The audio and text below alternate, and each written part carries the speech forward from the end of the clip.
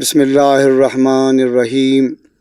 انما یرید اللہ لیذھب عنکم الرجس اہل البیت ویطہرکم تطہیرا۔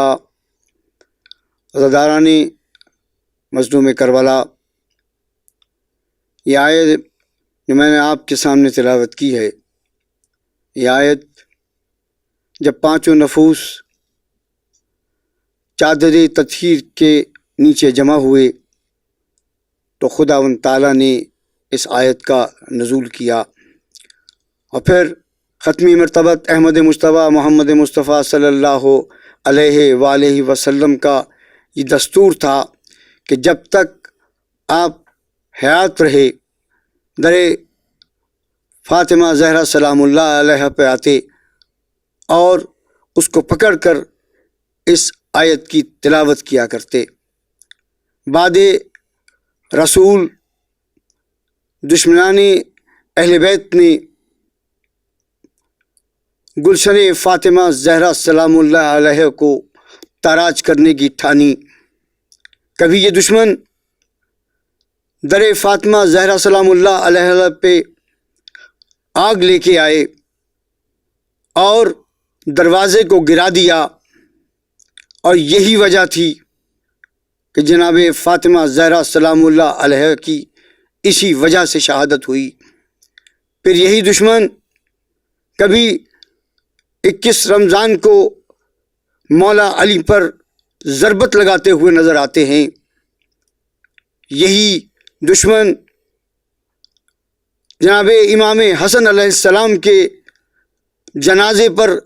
تیروں کی برسات کر دیتے ہیں، اور پھر سن 61 ہجری کا وہ واقعہ پیش آ گیا، وہ سانحہ پیش آ گیا کہ جب انہی دشمنوں نے اور ان کی اولادوں نے فاطمہ زہرا سلام اللہ علیہ کے گلشن کو تاراج کر دیا اور لخت دل فاطمہ زہرا سلام اللہ علیہ کو شہید کر کے ان کے سر اقدس کو نیزے پر بلند کر دیا۔ ان کی یہ پیاس یہاں پر بھی نہ بجھی، بلکہ 1926 8 شوال کو جنت البقیع میں جو مزارات تھے، فاطمہ زہرا سلام اللہ علیہ کا مزار، جناب امام باقر علیہ السلام کا مزار، جناب جعفر صادق علیہ السلام کا مزار، جناب امام حسن علیہ السلام کا مزار، جناب سید سجاد علیہ السلام کا مزار، ان تمام مزاروں کو منہدم کر دیا۔ جس طریقے سے سن 61 ہجری کا واقعہ تھا کہ پوری کائنات میں زلزلہ آ گیا، آج 8 شوال کو بھی وہی دن ہے، یہ کربلا سے کم دن نہیں ہے۔ میرے قائد محترم آقا حامد علی شاہ صاحب موسوی نے اس کو احتجاج کے لیے اس بیڑے کو اٹھایا، اس علم کو بلند کیا، اور آج نہ صرف پاکستان بلکہ پوری کائنات کے اندر، پوری دنیا میں جہاں جہاں بھی عزاداران نے امام مظلوم امام حسین علیہ السلام رہتے ہیں، وہاں پر یہ احتجاج ہو رہا ہے۔ میں آپ تمام حضرات سے، تمام عزاداران امام حسین علیہ السلام سے التماس کرتا ہوں کہ آپ تمام کے تمام لوگ اس قافلے قائد آقا حامد علی شاہ موسوی میں شامل ہو کر ان تمام جلوسوں میں شریک ہوں۔ 8 شوال کو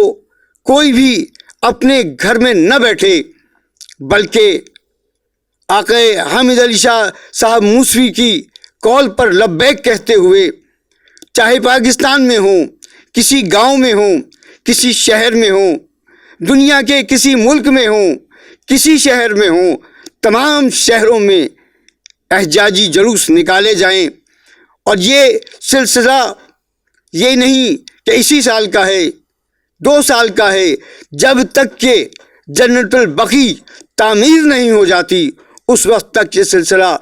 جاری رہے گا، جب تک ہمارے جسم میں خون کا ایک قطرہ بھی باقی ہے، ہم کبھی بھی اس احساس سے پیچھے نہیں ہٹیں گے۔ میں اور میرے خانوادے والے اور ہم سب لوگ اس احتجاج میں شریک ہیں، کیونکہ میں عزادار جنت البقیع ہوں۔ السلام علیکم ورحمۃ اللہ وبرکاتہ۔ میں ہوں عزادار بقیع، عزادار بقیع، عزادار بقیع۔